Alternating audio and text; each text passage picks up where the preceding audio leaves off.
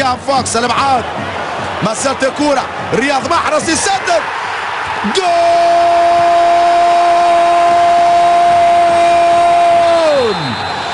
جول